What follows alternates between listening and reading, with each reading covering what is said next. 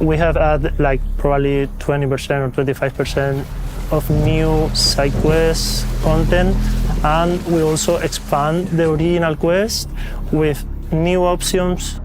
The game is way bigger.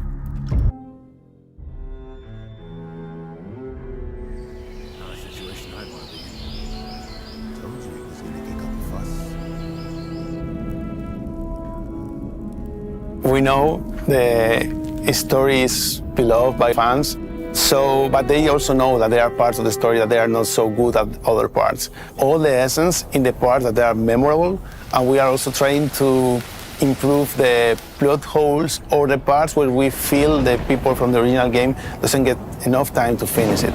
Thankfully, we had Matthias, who was also part of the original Gothic games, who brought in like this extra set of like experience and knowledge with the Gothic series. So when I get the chance to start working, obviously there were many things I wanted to change, some mistakes, especially in the writing, like the 12-13 mage thing. I was very happy because it's not often in life that you get a second chance. We kind of like had all certain like angles of what we wanted to change, what we wanted to fix, what we wanted to further expand on. It's not like a version that is like, okay, this is my perfect version of Gothic. Through this discussion process, we also challenged ourselves to come up with even better ideas, find problems with solutions that initially felt so good to do.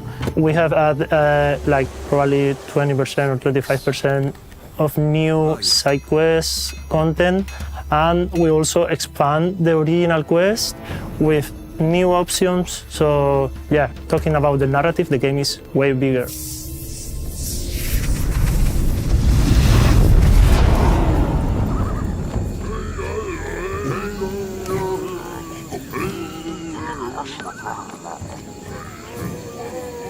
When creating our orcs, we were trying to find the balance within this stereotypical creature with green skin and that you can easily recognize in a lot of places to a more grounded, unbelievable version.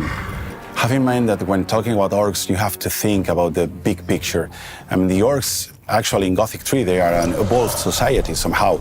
But the orcs that we have in Gothic 1, they're just a war force. The orcs in the Valley of Mines and on the island of Krinis, they serve a very specific purpose. There is a certain like population of orcs that were always involved here. And maybe it predated even the existence of humans, right? But that's something like we don't want to lean in because it's a very philosophical question, actually. So there is like these Templars and shamans that are dealing with that. But what are the others doing? So the purpose of like the orcs in the Valley of Mines is really to protect them and to basically fight off the humans who are the only real threat for the orcs. It's not like a civilized village or even a city. It's really like an outpost that is here just to fight and like serve a specific purpose. They are not here to live, to spend time here and to create a civilization here. They are trapped. And this idea of being a brute war force, it's something that is present in all the designs. Maybe from the shaman's clothes or even the armors with those spiky metals. I mean, those guys are trapped there. They have no resources, almost no resources. They should take what they can get to live and fulfill the mission.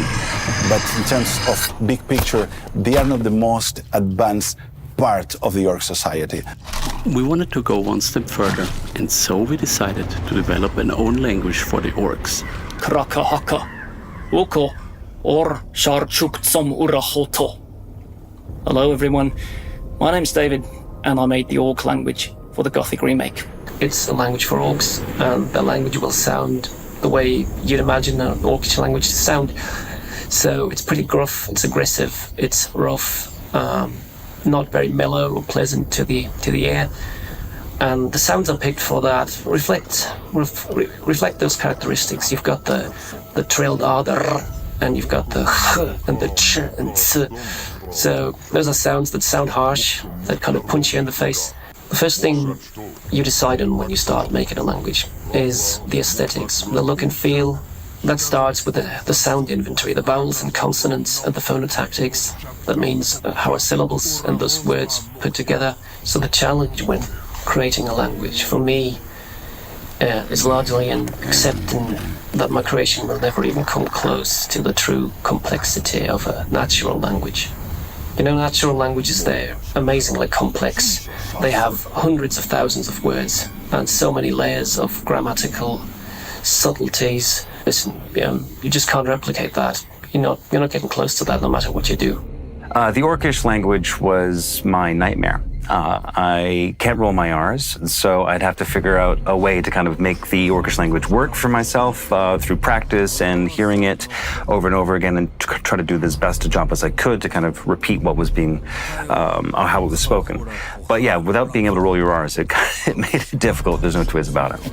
Depending on the subject, you start to recognize certain words, like, for instance, ra is you, and ba is me, and troch is fight.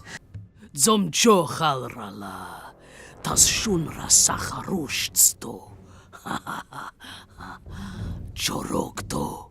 the grammar, that kind of was inspired by East Asian languages, Chinese, Thai, Vietnamese. The reason I did that was because in those languages words rarely change shape.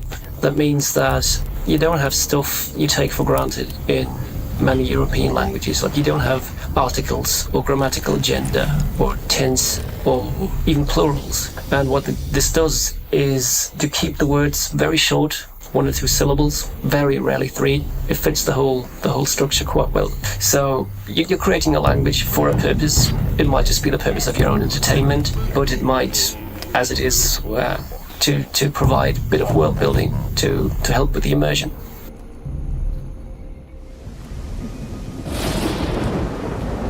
And our plan is to have more space in the end of the game, give the player more opportunities to do different things.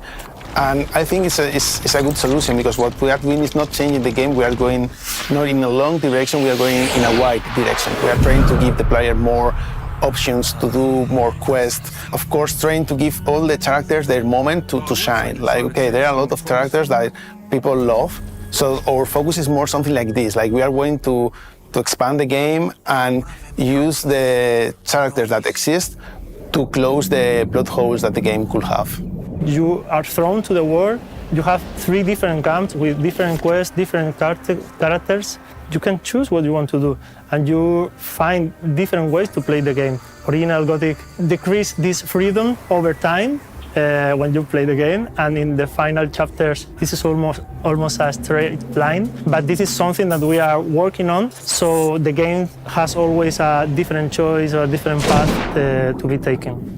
I feel like the old camp was something that was always felt very organic and natural, and there's also different solutions. Within these different solutions, there's obviously some things that also kind of like felt a little empty, so we tried to lean in on that, but it's very much the same. With like New Camp, there were certain things that were touched on in the narrative but were not shown or experienced to the player, so we tried to add one particular element in there. I don't want to spoil it because you should experience it yourself. And then in the Swamp Camp, this is the most difficult one, I think, with regards to the join camp quests. Because I feel like in general it was all right. It was just the framing wasn't some issues with it, but it's very similar than the original. For a lot of quests, you have different paths to complete the quest, and the result of the quest will change the world somehow. People will try to go directly to the original result of the quest. Maybe now you have to talk to a new NPC, then pay money to another one, so you receive the answer of the quest. So yeah, we have added a lot of new variations to the original quest. When I started working for the remake, Kai called me and he asked me if I still can write the way the NPCs talk. And I said to him, I'm not writing the way they talk like I talk. I think that's one of the points. It's all writers from the Gothic games come from pen and paper. Not trying to create some medieval realistic tone, We talk like we talk when we play pen and paper. We talk like we talk when we are sitting together in a pub. And I think that's one of the points which makes Gothic so original and also gave it this legendary status. Well, the daily routines and the world in Gothic were really good. It's difficult to improve that. For example, we added the carry objects, reaction to the weather. We also add something that we call like dynamic events. For example, Valparbes, when he's in the middle of the old camp and start preaching to trying to recruit people for the Swan camp. If a digger listens Valparbes talking, they start doing the current task and they go to listen Valparbes. So that's something that we now for the remake wanted to make even better, to have more reactions to more situations, even deeper feeling of being in a living world, of being part of a camp where NPCs interact, not only waiting for the player, but interact with each other. What we are aiming is how the world changes and how the NPCs in the world are witness of the changes. So we are aiming to have this kind of behaviors, like it's not something very scripted, it's something that will happen. The world is alive, so you can be part of the world, walking through the other NPCs and heard how they speak about the news, your behavior, what they expect from the colony and things like that. And for me, it's something very, very, very Gothic. Like you are able to do so many things that you think is difficult because you try to do silly things from the beginning, like fight versus more powerful people or things like that. Our idea is to face the game as it is and keep that. But our idea is to focus for a difficulty for the game and also bring the players the opportunity to change a little bit the difficulty. They want a bigger challenge. That we have a lot of ideas for this. We have few moments in the story where something big happens, like the sleeper invocation, and we reflect now that in the world, the environment change, daily routines for NPCs change. In the original game, you didn't feel that something happened. Something big has happened and everyone is acting like in the chapter 1, and now they have new routines and new options that reflect that change in the game. Main story is still the same, so I would say like this is canon. And of course there's deviations. I really wanted that we do this in the way that like has the highest chance that Gothic fans will actually accept it and will feel like, oh, they really thought about this and that. It kind of makes sense.